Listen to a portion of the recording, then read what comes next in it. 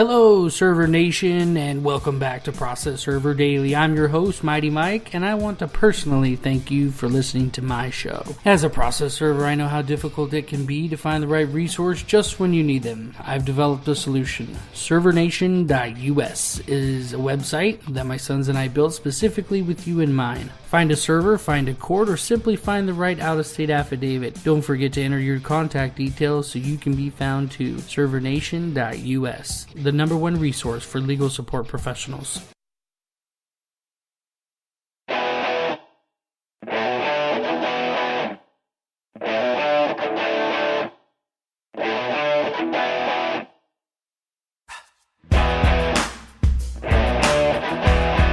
We're here today with our guest, a professional process server for over 30 years. He's been elected as our newest 2017 president of NAPS and is a proud longtime member of the California Association of Legal Support Professionals. He's here to rock the mic today and to get us going and to drop some major value bombs. I'm super excited to be able to have him on. How's it going, Mike? Doing great. How you doing?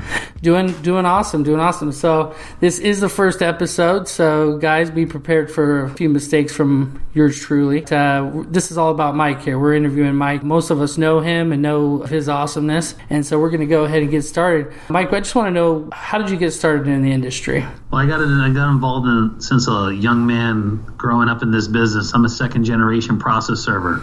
My father started in the process serving business back in the early 60s, and then when I was going through high school and as I was going through elementary, high school, and so forth, I would work all the summer jobs for my father. Originally, I did not want to go into being a process server. I wanted to be a police officer. Oh, wow. My father told me, you're going to get shot at, this and that. You don't really want to do that.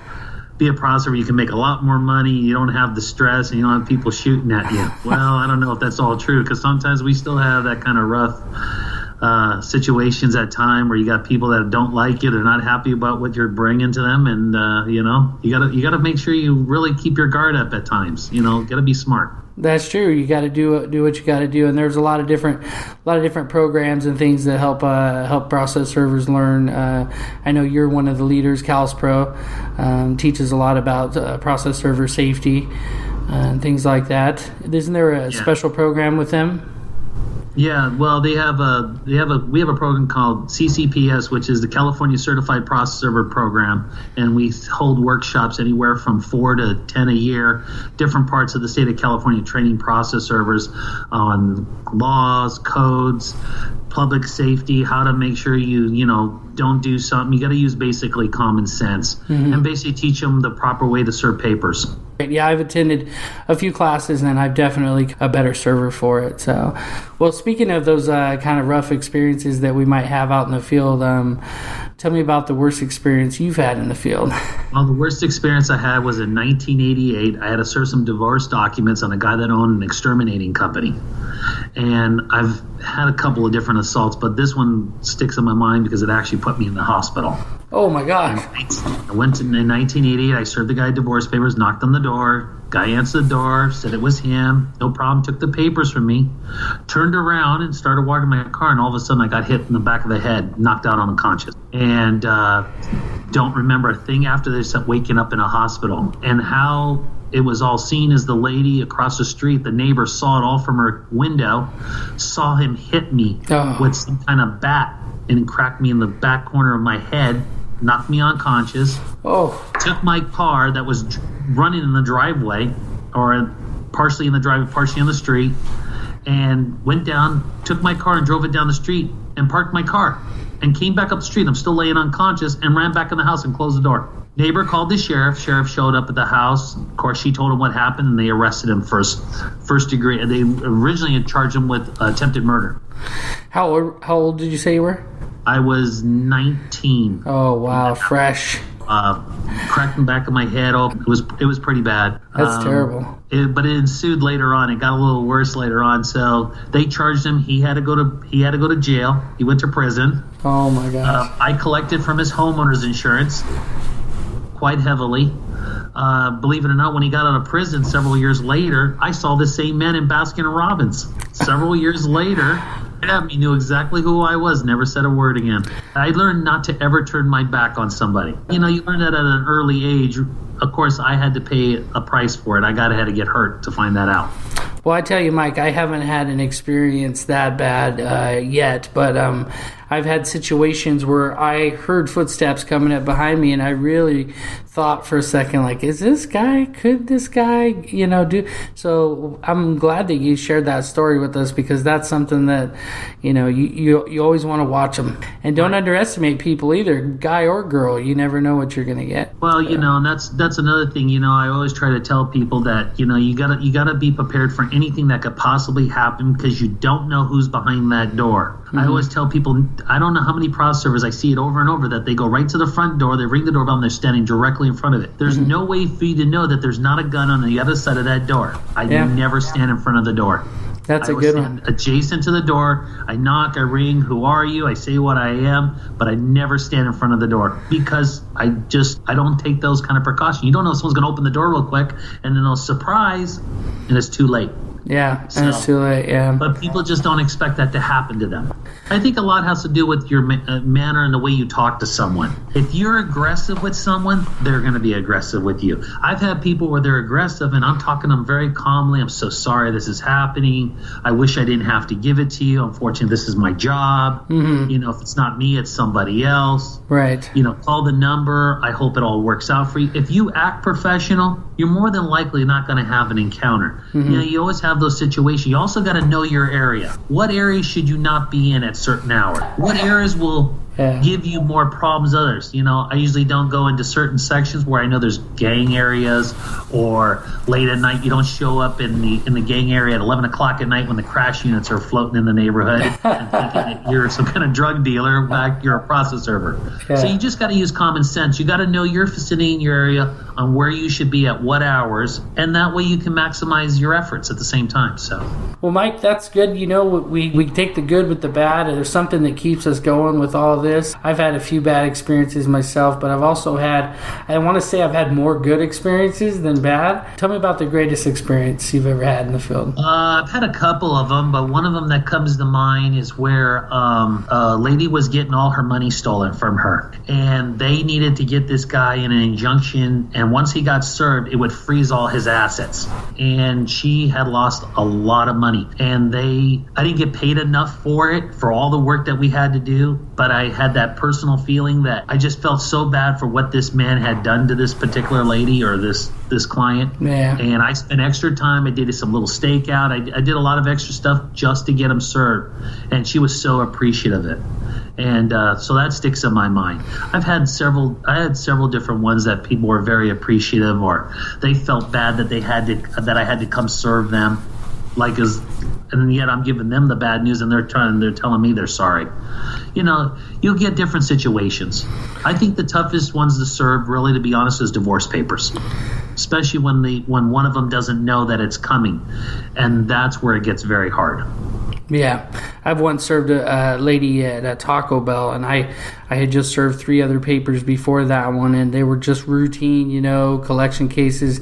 And then there's this Taco Bell lady, and I served her just like anybody else, and she passed out on the floor right there in Taco Bell. She didn't know she was getting divorced, and after that taught me to, look at the paperwork, make sure divorce cases, you handle them a little more discreetly, a little more. You should always have discreet, but with divorce especially. So. Right. And I think sometimes one of the other rewarding ones when you serve celebrities. Oh yeah. Especially if it's someone you like, and then they're a true gentleman. Yeah. Those are the ones that really do it for you, So, those are the ones that I really get excited about, because I've served a lot of celebrities. I served Danny DeVito and Rhea Perlman. We served them. I come in the house, and they want to offer me cookies and coffee and the whole thing. Oh, yeah, they're really nice people. That's so cool. But then you'll get other people that are not very nice to sit down with, which I'm not going to name who those are. But some of them are not the most nicest people. They are exactly what you think they are. That's funny. That's a really cool experience. Yeah. Wow. But you lived down in that that area, LA and Hollywood. And yeah, it's tough to serve in some of those areas, especially up in the Hollywood Hills, and you get in the mansions, and they got the private estates and Beverly Hills, and you got the Beverly Hills Police Department. It's very protective of all the celebrities. They don't know if you're a groupie, or you're a obsessed fan, or you're the paparazzi. They have no idea. So whenever I do stakeouts and those kind of things, I usually call the police department, let them know, hey, I'm going to be sitting on the street, I'm waiting for so-and-so. Yeah. And it's always worked out pretty well that way. And they're pretty supportive of you. They are. As long as they know you're there, then they won't hassle you.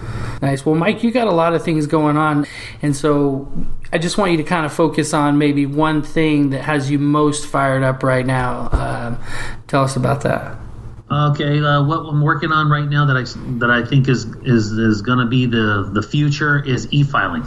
I'm big into e-filing. I'm promoting e-filing. I've got people using my software. And the other thing that we're cross promoting is when we're doing foreign deposition, out-of-state subpoenas. Those are the two big things. I think a lot of people focus on process serving. I started to focus on the auxiliary services that I can offer because, one, there's a lot less of people doing it and that are an expert in those fields. So I decided that was a realm I was going to go. Plus, it usually pays a lot more than a regular process. Okay, so like, for example, we consider ourselves the expert in out-of-state deposition subpoenas in all 50 states. We do lots of them every day. They got different rules and regulations for every state. You know, what you can do in California, you can't necessarily do in Texas or Arizona or whatever. So we have all the prescribing rules. And sometimes it's not even by the state, it's by the county. You can go to one county, they have a totally different rule than the rest of the state complies with. There's about 32 different states right now that have the Foreign Deposition Subpoena Act. And so we do quite a bit of those. And the other one that we do a lot of is e-filing. Obviously in California, we don't really do it out of state, but it's becoming more and more prevalent here in this state. It is, yeah. In California, as you know, and we do a lot of that. I think last month we e-filed just over 2,000 between 29 courts, I think. Wow. And so to make it real to server nation, you guys got to know, my local court, we have a few local courts here, right? And one of them went completely e-filing. So we still have attorneys sending us to do like courtesy copies and things like that. But as far as the e-filing goes, we're pretty much cut out of the loop. And so, Mike, do you think it's important that if, someone listening to this isn't involved in e-filing, tries to get involved in some way, or? Well, I think first of all, they should definitely get involved in e-filing. Second of all, I would say 75% of my e-filing business is concierge. 25% is done by the client. The other 75% is done by us. It's cheaper for them to pay it and have us doing it than having their secretary or the lawyer themselves spend all their time trying to data enter all the information. And if they do it wrong, then it gets rejected. Where we do it day in and day out, we know all the changes of the rules. We know what's missing. They find out. I have one that's just kept on being fanatic about that. They want to do it themselves. They did it themselves. They've got it rejected 3, 4, 5 times. It costs them more than what they would have just had me do it. Then they finally did have me do it, and now they decided they're going to have me do it from now on. They don't even want to do it anymore. Let the professionals handle it. Sometimes you got to let the client fail for you to benefit. Right. So in this particular case, it's working out good. And we market it. We give clients options. Do it yourself. This is the fee. Have us do it. This is the fee. And they can decide. It's basically just like you go to a restaurant. You have a choice. You want this steak, it's this price. You want the better steak, it costs this price. You make your decision which way you want it. Okay. And that's how you have to treat it. So that's good. Yeah, e-filing, I think a lot of people, I know myself when I went to CALSPRO and they told me, the sticker price of $10,000 to be able to get set up with it, it was like, wow, what kind of suggestions do you have for the little guy that wants to get involved? Well, you can connect, you can become a strategic partner with another company that offers e-filing without having to pay that kind of money. Then there's other companies that'll co-brand their portal to match your company thing. So other than the e-filing, what advice would you give to a struggling server out there that was just trying to build his business? Well, I see a lot of servers, when they first become a server, they want to do it for the cheapest price so they can get the account. I tell people that price doesn't always dictate the service. You can do things cheap, and then at the same time, and then all of a sudden when they have extraordinary measures or they want something done, they want it for that cheap price. You got to charge a fair price to get a fair job done. What you want to do is to say, this is the service I will offer. Just like when someone calls me up and says, I'm not happy with so-and-so, and I say, okay, what's the problem you're having? Then I don't downgrade that at process serving company. I say, okay, I'm sorry you had that problem, but this is what I would do, or this is how we would handle it, or these are the benefits of using my company or my process service versus the competitor competitor and I'll give you the comparison. And then they decide for themselves. I think it's unprofessional, very unprofessional, when you hear another person, just so they get the account, they'll agree with the client and say whatever they have to say so they can get it. That is not a proper way. You go in, you're energized. This is what we can do. Give me a try. Half off on that first service. Give me a try. See if you like me. Yeah. You want to offer something benefit that you're going to do something more than what they're currently using. Otherwise, if you're going to just do the same, there's no benefit. It's true. There's people there's three different ways a client is motivated. One is money. Sometimes they want to get the cheapest price in town. They don't care about quality. There's another one that'll pay whatever doesn't matter how much it costs. They just want service. And then there's the person in the middle that you get what you get for the price. It's middle of the road. If they get it, great. They don't, great too. It all depends on the clientele. And you got to know your clientele, what they expect. There's an old saying, inspect what you expect. Inspect what you expect. I paid you for a job. I expect you to do the job. Oh, that's if you're not, then you got to make a change. I don't think we expected any less from the great Mike Kern as far as quotes go. We're going to have to put that one on the show notes. Inspect what you expect. That's great. That's right. Inspect what you expect. Inspect. So, okay, well, now it's time for the rapid fire round is what we're calling this. And we are going to basically, every question is just pretty much the first thing that comes to your mind. You can do a quick 2-sentence deal, and then we're moving on to the next one. We want to find out. It's a quick way to try to find out what makes Mike Kern tick. Server Nation, I know you believe in being trained. And our mid-roll sponsor is ProServerTraining.com. They have a free course. Check it out. Quizzes, online lectures, videos, and more. ProServerTraining.com. Okay, now we're back. The rapid fire round. Mike, if you could recommend just one app like Road Warrior, what would it be and why? The Waze app. Favorite app. WAZE. Best app in the market. It gives you alternate routes while you're driving. It tells you there's a traffic jam, lets you know, hey, take this other route. It's 6 minutes quicker. This one will save you 20 minutes. It'll tell you to get off the freeway, get back on. It'll tell you where there's police. Really? There's hundreds of, if not millions of people on the app. They'll let you know when they see a cop. They hit a little button, say there's a cop right here at this spot. Oh my gosh. It'll tell you to slow down. There's a cop ahead. Oh my gosh. And then you hit the button. You'll tap the button like a thumbs up, and it'll say, let them know that, hey, he's still there, and it'll let you know. Oh my gosh. There's a red light. They'll tell you when there's a photo light coming up. I mean, it's a great app. You can add stops. You can route yourself off of it. You can look for food places, saying, hey, there's these 6 food places. Beats Google by a landslide as far as I'm concerned. Mike, what case tracking software would you recommend as the best? I use currently TriStar. Awesome. And TriStar it'll do process serving, court filing, investigations, photocopy, writ levies, and we're not just talking about data entry part of it. I mean, it actually makes the packet. It'll make you the levy packets. It'll make you the photocopy packets, all the subpoenas. It has an online ordering tracking system. Client can load in, get their copy of their proof of service, their filed documents, anything. Wow. It's all stored on the cloud, on the database. Place an order, check a status, request a status. It's very interactive software, and it now has the ability to do e-filing right through that same portal to all the Tyler courts throughout the state of California. What's your favorite skip tracing tip or trick? I'll tell you, my favorite skip tracing thing, which is free and it doesn't cost you anything, is Facebook. Best skip tracing trick all day. I'll bet you I use that at least 30% of everything I skip. So if I'm looking for someone, I look for them, I find them on Facebook, I know their region. It's amazing how people check in certain places. Oh, they constantly check in at this lunching place. Oh, I'm sure I can find them there. Mm-hmm. Or they have where they employed right on there. Yeah. People are all about giving too much data or too much information. I'm guilty of it right now, but I'm not hiding from no one. If somebody wants to find me, come find me. But I tell people, if you're a creditor and you want to find someone and you want to hire a skip tracer, that's the first place I hit. I go right to Facebook. I can pull up all kinds of stuff on people. Facebook is great. Do you use any of the special apps for it? Yeah, well, I mean, I use several different softwares. I use TLO. I use tracers. I I have access to credit bureaus. I have DMV. I have access to a lot of different things. Of course, I also have an investigator license, so I have access to a little bit more than the average person. But there's a lot of things. Just Googling somebody, you can get information. That's true. You want to know how old someone looks, and you can Google Michael Kern on the thing. You'll pull me up, and you'll pull a picture of me and how old I am. It'll come right up. That's right. You didn't have to. It didn't cost you anything. That was free. Tell people just use what's free first, and then you can go from there. There's a lot of other databases you can sign up for to get extra information, but there's a lot of stuff on the internet that is already free that didn't cost you nothing.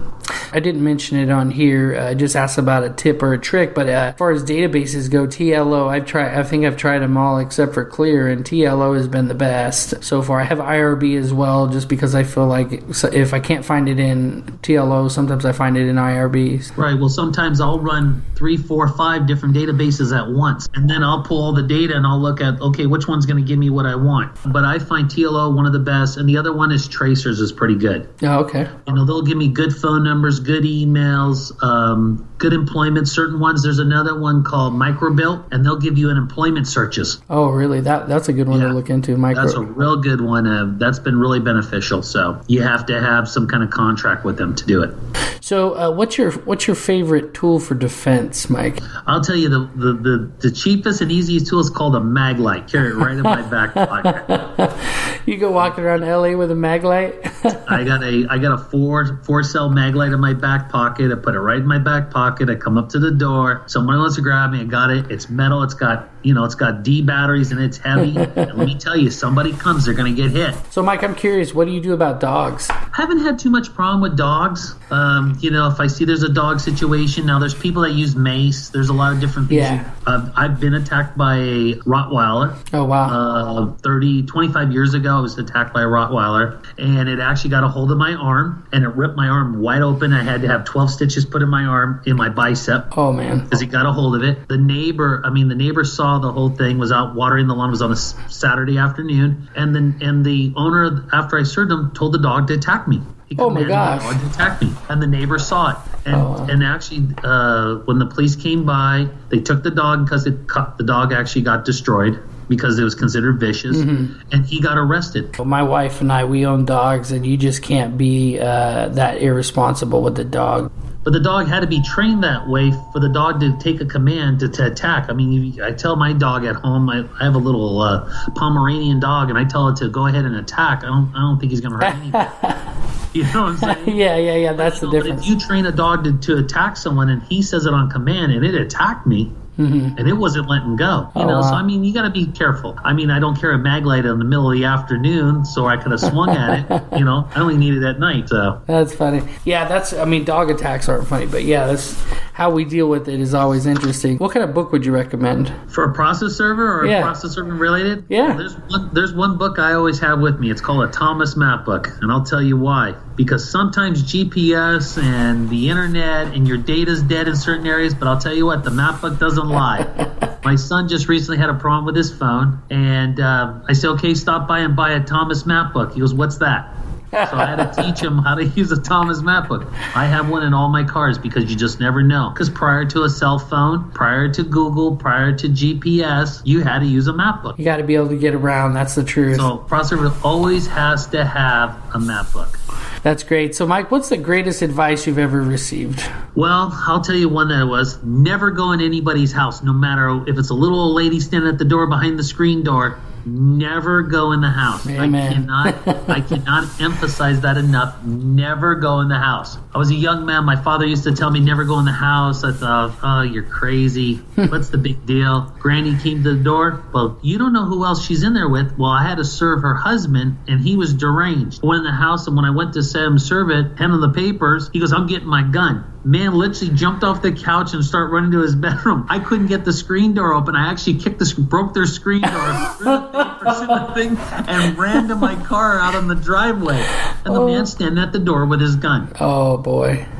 So I learned right then and there, never go in the house, no matter what the person looks like. Even if they tell you, if the person's disabled, bring them to the door. Bring them in a wheelchair. I cannot go in the house. For new servers out there, they may not know this, but if they're disabled and you can see them and be able to communicate with them, you don't have to necessarily hand it to them. You can set it on the inside the room or hand it to someone else to hand to them. As long as you can communicate with them, that's the key. And it's funny. It was just brought up yesterday. I'm down in Palm Springs on business this week, and I went to serve a notice of default. And they have to be served personally. I've already served the wife, but now the husband has to be served. Well, he's disabled. He's in a wheelchair. The lady says, I have power of attorney. I go, ma'am, you may have power of attorney, but you are not him. I have to serve him. She says, are you going to keep coming back? I said, I'm going to keep coming back. You're going to have to bring him to the door so I can see him and give him the papers and we can be on our way. She says, well, he's not ready to come to the door right now. Okay, so I come back later that night. She goes, you're just going to keep coming? I said, I told you before, I'm going to keep coming. Finally, last night, I served her. She brought him in a wheelchair and I served him at the door. So, sometimes you have to serve that person personally. It's just what it is the job. Prior to substitute service, back in the 70s, there was no substitute service. There was only personal service. Today, I think process service today take it to another dimension. They think because they go and serve a subpoena and it's for a doctor, for personal appearance, I can accept. No, you can't. It has to be personally served. I don't care what they say. Personal service is personal service. And I have to constantly teach that to process servers. And believe it or not, you'll have it across the state with other affiliates and other process servers. They think because someone says they're authorized, it's like you trying to serve me a subpoena. Oh, Mike's my rep. He'll just take it. Just go serve him up in Northern California. I mean, it's just, that's how ridiculous it is. Well, we have a couple of doctor's offices that the doctor's never available, and they say, we're authorized, and it's like, okay, I just seen him walk by with his coat, can he just wave at me and I'll call it personal service? I always tell him, okay, well, I guess we'll serve him at home. What do you mean serve him at home? I say, yeah, he's got his home address. I'm going to serve him at home tonight. So then his home address is going to be public record. Do you want me to serve him now at his business, or do you want his home address public record? Oh, that's a good one. Oh, let me tell the doctor. And sometimes they get really pissed about it because I don't appreciate the threat. It wasn't a threat. It's a promise. I was going to come to your house and serve you there. You don't want to be served here? Okay, I'll serve you at home. You got to come home sometime. So sometimes you have to leverage. I've even done that with lawyers. I've called the lawyer where they're playing games. I call them up. You want to set an appointment that I can come serve you, or do you want me to serve you at home? Your choice. Just tell me which way you want it. Most attorneys don't want to have any problems, so they'll end up making it where they don't make a scene. So they'll figure it out for you. Yeah, we hope. So Mike, the last official question we have for you tonight: what would you do if you woke up one day and had no clients, a smartphone, a car, and only $500? How would you start over? Well, it depends on my skill level. So since I'm really good at the technology side of business, and I'm good with Facebook, and I'm good with all the different social media, that I probably would start something like a podcast, a blog. Something would become some kind of YouTube sensation for myself. There you go. It's kind of late. I can't do what I really want to do in life. So now at my age, it's time to take what's your skills that you have. Or I would become a person that would do social media as to how to optimize your websites or something like that, because I'm into that stuff. I do it now. That would be my other skill level. Start a business making websites and designing them and doing that kind of stuff. That's awesome. So for the new process server trying to build his business and all he has is $500 and he wants to go out, what's the first thing he should do? He's got to build a website. Most important, got to set up an email address. Another thing I always see process servers do, they always use Gmail. To me, I think that's the worst thing to do. First of all, you can go on GoDaddy or any of these domains, buy a name for your company, whatever you want to call it, XYZ process. Okay. And then you get an email that's hooked with, because you get a free emails, you get up to 10 free emails with it. Put it at mike@xyzprocess.com. Why would you want to market Gmail? I'd rather market my company. So there's process serving companies out there that have been process servers and they don't know why they're not getting business. They don't have a website, so how's anybody going to know who you are? So the most inexpensive thing you can do is a website. And I'm not saying you have to spend $10,000. You can spend $300-400, build your own, and have a website. It's and true. Then when you start making money, you build another website. A website is the number one thing a process server has to have. Yeah, I always tell people, they say, where do you get most of your business? And I said, well, I want to say they probably come in from Google, and they found my website, and they clicked on my website. And I've made a point to make my website kind of a direction. So when they get to the main page, if they want process server, they can kind of pick it. And most of my clients, 90% of them are for service or process. So I've put my service request form right on the main page so they could just go and fill it out right away. I've seen your website. Your website's really nice. And wait till you see the new one we're building. Oh, we're building a new one. Can I have the old one? We're building a brand new one right now. It's going to be mind-blowing, the next one. Oh, that's cool. So I'm supposed to launch that sometime around between now, end of September, early October. I also own over 400 domains. Oh, wow. I have 41 websites. So you are a website guru. Well, yeah. So what I do is, a lot of people just market the one website. You should always have your master website, but then I have a lot of domains that are popular. So I have a website just built for process serving. Doesn't talk about anything else but process serving. I have another website that talks only about writ levies. I have another one that talks about court filings. I got several websites that only talk about e-filing. E-filing in Orange County, e-filing in San Francisco, e-filing in Fresno. And it's a website that's only dedicated to that county and that area. Yeah. SacramentoProcessServer.com, Los Angeles ProcessServer.com. I have these websites for this cross-marketing. So you could go to a place on Google for a process server and I could clog the net with 8 of the 10 listings. But they may not say my company name on it anywhere. California processor, Los Angeles processor. But once you click into it, you find out it's my company. It redirects to your company. It keeps their own website. It's just got my company name and logo on those websites. But it's a total separate website. The domain is that domain. It doesn't say my company name. Yeah, that's the way to do it. That's awesome, Mike. And then the ones that we don't have websites to, we have it backfeed to certain pages, depending on what the keywords that we're using. That's awesome. You don't have to spend thousands of dollars on Google. Trust me, you don't. It's all about organic ranking, content, and blogs. Yeah, Mike, one thing I did that might be helpful to Server Nation is when I first started, I found this article that talked about 50 different free business listing websites. And so I went on and put my name in all of those. What I was told is it builds your Google relevancy. And it takes your name, your address, and your phone number. And since it's found together in so many different places, that it adds to your relevancy. It seemed to have helped me because I was at the front page of Google right after. Right, so like I just built a brand new website. We have a place that we can upload, and it goes to 900 different search engines instantly. It is kind of expensive, though. It is. If you're getting a return on your investment, it's worth the money. Yeah. You have to spend money to make money. That's right. Well, Mike, I appreciate you staying up late with me here today and getting this first episode out of the way. You know what? You've really rocked us, dropped some major value bombs. I'm sure that the audience is going to be happy to listen to it and re-listen to it, and we're going to share it, and we're going to blast this thing across the country and try to get as many people listenership as we can. Mike, what is the best way that we can connect with you? And then we'll say goodbye. Okay. Well, I'm the owner of Direct Legal Support in Los Angeles. We have 4 offices throughout the state of California. You can reach me by email at media@directlegal.com. You can visit our website at www.directlegal.com. I can be reached any way, different shape or form. You can call us at our 800 number, 800-675-5376. Mike, I just want to thank you for coming on the show and dropping some major value bombs on our audience. Server Nation, check out our website at processserverdaily.com. Check out Mike, ask him any questions. He's been a wealth of knowledge for me and my business here at 530 Process Servers in Chico, California. You can reach us on the web at 530.legal, and you can check out all these episodes for Process Server Daily on our website at processserverdaily.com. And until next time, you've been served by the podcast server.